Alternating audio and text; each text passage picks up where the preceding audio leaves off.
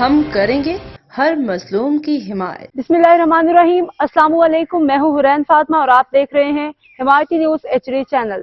نظر ڈالتے ہیں آج کی اہم خبروں پر۔ بلال بھٹ کی غیر قانونی سرگرمیاں عوام کی صحت خطرے میں، ادارے خاموش۔ تفصیلات۔ کراچی کے علاقے بھینس کالونی میں غیر قانونی کاروبار نے عوام کی زندگی اجیرن کر دی۔ بلال بھٹ، محمد ارشد، محمد عرفان، خرم توتلا اور ان کی 10 رکنی ٹیم کے ذریعے چوری شدہ ڈیزل اور مردہ جانوروں کی چربی سے غیر معیاری گھی تیار کیا جا رہا ہے۔ اس غیر قانونی گھی کو شہر کے مختلف ہوٹل جیسے نورانی ہوٹل میں سستے داموں فراہم کیا جا رہا ہے، جس سے عوام کو مضر صحت کھانے فراہم کیے جا رہے ہیں۔ علاقہ مکینوں کی شکایات۔ بھینس کالونی کے روڈ نمبر 0 سے لے کے روڈ نمبر 12 تک ہر جگہ مردہ جانوروں کی باقیات کے ڈھیر نظر آتے ہیں، جس سے علاقے میں شدید آلودگی اور بیماریاں پھیل رہی ہیں۔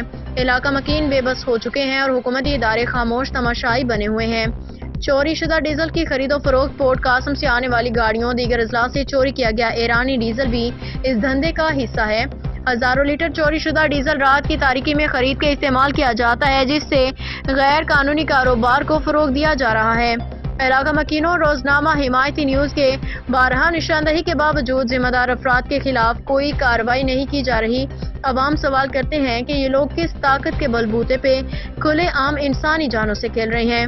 علاقے کے مکین اعلیٰ حکام اور متعلقہ اداروں سے اپیل کرتے ہیں کہ فوری طور پہ بلال بھٹ اور اس کے ساتھیوں کے خلاف سخت کارروائی کی جائے تاکہ عوام کو اس ظلم سے نجات مل سکے۔ رپورٹ وقار بھٹی، روزنامہ حمایتی نیوز۔ ہم مظلوموں کی آواز بنیں گے۔